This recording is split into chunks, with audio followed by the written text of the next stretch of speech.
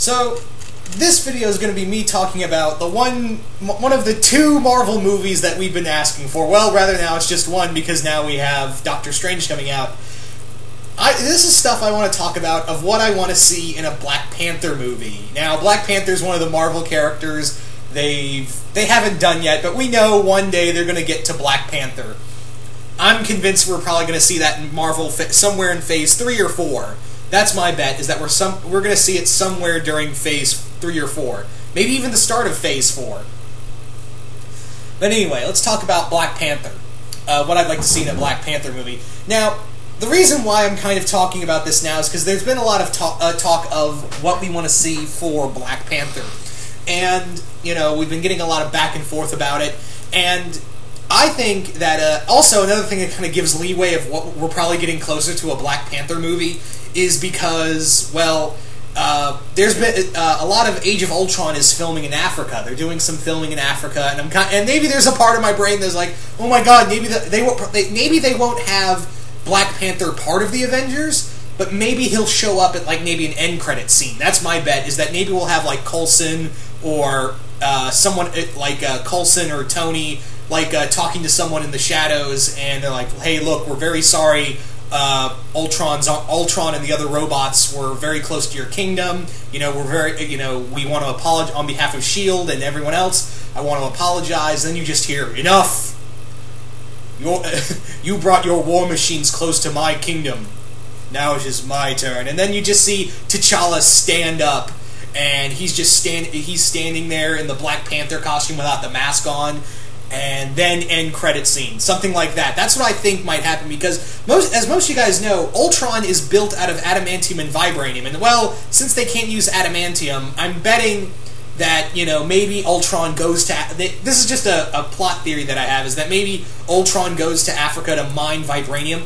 Again, I have not seen I know there's a plot synopsis for Age of Ultron out there, but I haven't read it because I don't want to spoil myself on it. I really do not want to spoil myself on the experience of Age of Ultron. So maybe what happens is that in there we have Ultron leading his army to vibranium to give them upgrades. I mean, to Wakanda to get them the vibranium upgrades. And this is where the Avengers stop them, just short of Wakanda, and then we get to see Black Panther in an end credit scene. Now, what I'd like to see from the first Black Panther movie is the first movie is like Black Panther, T'Challa finally taking the throne. Maybe in the opening scene you could have T'Chaka being killed at the hands of Claw. That's who I think would be the best villain choice for the first movie. You get to see, I would say, have T'Chaka as the Black Panther, and then T'Challa becoming king. That's what I kind of want to see, is that, you know, Claw invades with a team of mercenaries, they kill T'Chaka, and T'Challa takes over the mantle of the Black Panther. And it's all about him deciding, going after Claw, while at the same time deciding whether or not the whole isolation tone of Wakanda has either helped it or hurt it. And also going with the, seeing what the tribe wants, and, he's trying to decide, whether it's better to be at one's culture or, time to branch out. That's what I want the underlying thing to be. And also not letting his anger get the best of him. So with Claw being the first villain, because obviously that's Black Panther's... I guess you could say what Black Panther's archenemy is, or one of his greatest enemies are. I would say that with Claw would make a very good... I pretty much think that Claw is the ideal villain to use, because, again, he's the mercenary / evil scientist who wanted to exploit vibranium and use it for his own weapons. So have that in there. So it makes sense that, an outside force would be the opening drive point for, T'Challa deciding whether or not should Wakanda, is it whether helping or hurting Wakanda in, being an isolation state.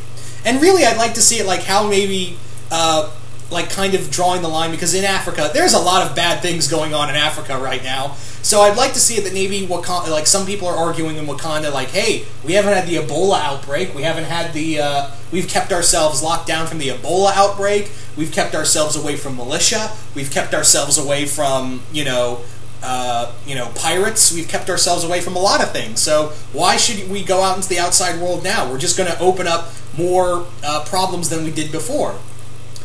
While at the same time, T'Challa's like, well, there are so many problems we could fix in the world. Maybe it's better that we give out the, help out the rest of the world. At the same time, you could also say that, well, if we do that, how many, the worlds are just going to be like demanding, all of our technological advances, and the world outside is kind of a shitty place. Maybe we're better off on our own. And again, I don't know if you could do this with Namor. Maybe if they do a Namor movie somewhere down the road, you could do the same thing but with Atlantis. But anyway, I think the other thing with Black Panther is that you have a lot of opportunities to kind of play with that. Now, in a sequel, definitely play up the whole thing of T'Challa, of some people now, have at the end of the first movie that, Wakanda is now open to the people, it's become part of the United Nations, and T'Challa is trying to lead them in a new direction, away from a lot of the traditions. And in the second movie, really deal with the fallout of that, like the outside world trying to get a hold on the vibranium mines, trying to get all their technological advances and use them for weapons, and T'Challa also trying to balance that with also his, his own people. Some people in his country aren't too keen on the idea of becoming, Wakanda being very open to the world. They're very, they're not very open to the idea. And this is where you could play with using another villain. You can use Eric Killmonger. I guess you could say he's T'Challa's real archenemy. Use Eric Killmonger as the guy who's, pretty much what his whole deal with Eric Killmonger is that, he's trying to lead the people saying, hey, look, T'Challa just kind of fucked us all over. And in here you could have a sub-villain of Man-Ape. Kind of like how in Winter Soldier you had all these little villains here and there. And you could have, like, Man-Ape as a side villain, also trying to gain power, but at the same time being manipulated by Eric Killmonger. You could even have another major villain, White Wolf, which is Black Panther's older, adopted brother. And you could either use White Wolf or Eric Killmonger for the whole traditionalism versus new ideals kind of thing. That would be kind of really hitting home in the third movie. I mean, the second movie, excuse me. So there are so many ways you could take this Black Panther movie and use it in so many ways, and I just want to see T'Challa on the big screen. That's my whole thing, is that I just really want to see T'Challa finally on the big screen. But what do you guys think? What do you guys want from a Black Panther movie, and who do you want as the villains, and what kind of story do you think they should tell with Black Panther? Also, another thing for the going back to the first movie, I really want an opening credit scene, like of Captain America in Africa in Wakanda during the Second World. Why did I forget to say World War II?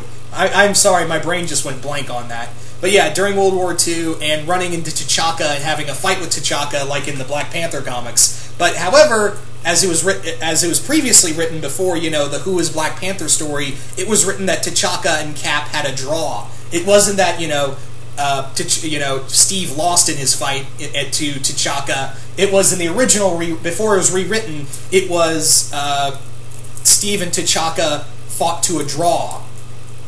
But in the other version, it was rewritten that, it was still Captain America when he was young and inexperienced. So that's why T'Chaka lost. But anyway, that's just a few things right there. But I would love to see Captain America make a cameo somehow in Black Panther. But anyway, once again, you guys tell me, what do you guys want from a Black Panther movie? Comment below, let me know, and yeah, I will see you guys later.